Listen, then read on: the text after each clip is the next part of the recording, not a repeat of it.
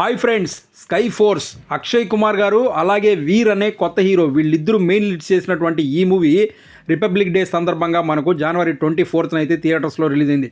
So ఈ cinema రిలీజ్కి ముందు పెద్దగా బజ్ లేదని చెప్పేసి మూవీ రిలీజ్ రోజు ఒక ఆఫర్ అయితే పెట్టారు. సో ఈ మూవీ రిలీజ్ అయిన 3 days లోపల కనుక మీరు మూవీ టికెట్స్ బుక్ చేసుకున్నట్లయితే మీకు ఒక ట్రాన్సాక్షన్ పైన 250 రూపీస్ అనేది డిస్కౌంట్ అనేది ఇచ్చారనమాట. సో మీరు కనుక ఒకే టికెట్ బుక్ చేసుకున్నట్లయితే మీకు 250 రూపీస్ డిస్కౌంట్ వస్తుంది. సో ఈ విధంగా చూసుకున్నట్లయితే మనకు ఒక టికెట్ అనేది ఫ్రీగా ఇచ్చారనేసి సో ఇటువంటి ఒక ఆఫర్ పెట్టి ఈ మూవీని అయితే ప్రమోట్ చేశారు. ఆ ప్రమోషన్ అయితే బాగా వర్కౌట్ అయిందని చెప్పొచ్చు. సో నేను కూడా మూవీ థియేటర్కి వెళ్ళి చూశాను.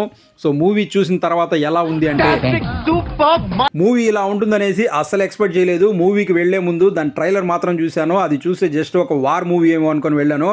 కానీ వెళ్ళి మూవీ చూసిన తర్వాత అది వార్ కాదు, ఇంకా చాలా విషయం ఉంది మూవీలో అనేసి అప్పుడు తెలిసింది.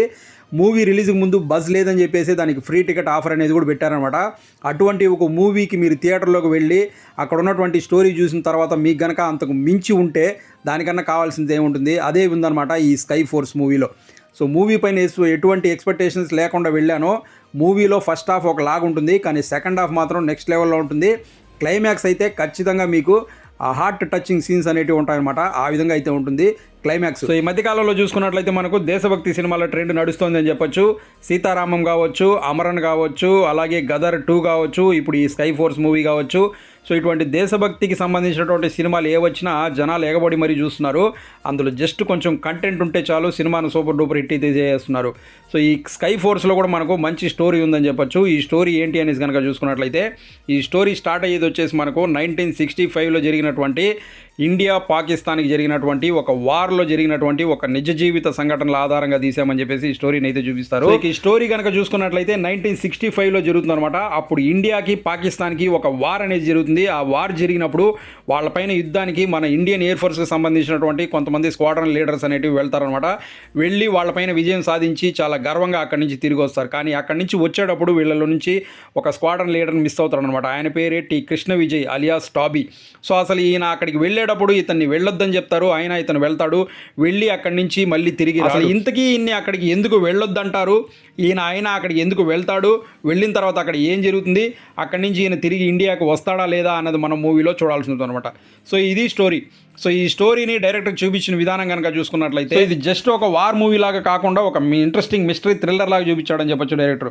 సో మూవీ ఫస్ట్ హాఫ్ అంతా మనకు కొంచెం స్లోగా అయితే ఉన్నట్టుగా ఉంటుంది. ఎందుకంటే ఫస్ట్ హాఫ్లో మనకు ఈ ఎయిర్ ఫోర్స్కి సంబంధించినటువంటి వాటి పనితనం ఎలా ఉంటుందనేసి చూపిస్తూ ఉంటాడు. అలాగే కొంచెం ఫ్యామిలీ సెంటిమెంట్స్ ఉంటాయి. అలాగే నెక్స్ట్ సెకండ్ హాఫ్ ఎలా ఉండబోతుంది అనేసి కొంచెం హింట్స్ ఇస్తూ వెళ్తాడు. ఫస్ట్ హాఫ్ ఓకే పర్లేదు అన్నట్టుగా ఉంటుంది. కానీ సెకండ్ హాఫ్లో మనకు అసలు సినిమా ఉంటుంది.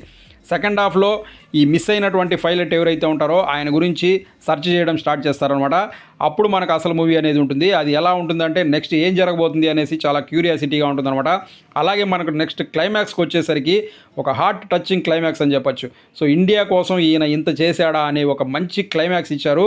ఆ క్లైమాక్స్లో మాత్రం ప్రతి ఒక్కరు గూస్ బంప్స్ అంటారు కదా, ఆ విధంగా అయితే ఉంటుంది. అటువంటి ఒక క్లైమాక్స్ ఇచ్చారు. సో ఫస్ట్ హాఫ్ ఓకే అన్నట్టుగా ఉంటుంది. సెకండ్ హాఫ్ మాత్రం నెక్స్ట్ లెవెల్లో ఉంటుంది. అసలు మీరు ఎక్స్పెక్ట్ చేయరు ఆ విధంగా ఒక ట్విస్ట్ అయితే ఉంటుంది. అటువంటి ఒక మూవీ అని చెప్పొచ్చు ఈ స్కై ఫోర్స్ అనేది. సో డైరెక్టర్ గారు మాత్రం 100% ఆయన ఏదైతే చెప్పాలనుకున్నారో ఆయన చెప్పారు. ఇద్దరు డైరెక్ట్ చేశారు, ఇద్దరు కూడా సూపర్గా చేశారని చెప్పొచ్చు. సో నెక్స్ట్ ఇందులో చేసినటువంటి అక్షయ్ కుమార్ గారు, ఈయన ఇటువంటి రోల్స్ గురించి చెప్పాల్సిన అవసరమే లేదు, సూపర్గా చేస్తూ ఉంటారు. ఈ మూవీలో కూడా అలాగే చేశారు. నెక్స్ట్ వీర్, ఈయన ఈ సినిమాతో ఫస్ట్ హీరోగా పరిచయం అయ్యాడు. ఆయన కూడా సూపర్గా చేశాడని చెప్పొచ్చు. సో మిగిలిన వాళ్ళు కూడా వాళ్ళ క్యారెక్టర్స్ కూడా బాగానే చేశారని చెప్పొచ్చు. మూవీకి కెమెరా వర్క్ మాత్రం చాలా ప్లస్ అయిందని చెప్పొచ్చు. ఎక్సలెంట్గా ఉంటుంది. అలాగే మనకు మ్యూజిక్ కనుక చూసుకున్నట్లయితే మూవీలో సాంగ్స్ అనేటివి సిచ్యువేషన్లుగా ఉంటాయి అంతే తప్ప బ్యాక్గ్రౌండ్ స్కోర్ మాత్రం చాలా చాలా బాగుంటుంది. ఓవరాల్గా మనకు స్కై ఫోర్స్ మూవీ ఎలా ఉంది అంటే మీరు ఏదైతే అనుకొని వెళ్తారో అదైతే ఉండదు, అంతకు మించే ఉంటుంది ఈ మూవీ. నాకైతే మూవీ చాలా బాగా నచ్చింది. ఫ్యామిలీతో కలిసి చూడండి, వాళ్ళకు కూడా నచ్చుతుంది, మీకు కూడా నచ్చుతుంది. సో అది ఫ్రెండ్స్, చూసారు కదా. ఈ వీడియో మీకు నచ్చినట్లయితే లైక్ చేసి ఛానల్ సబ్స్క్రైబ్ చేసుకోండి. మరో మంచి వీడియోతో మీ ముందు మళ్ళీ వస్తాను. Thanks for watching this video. Thank you very much.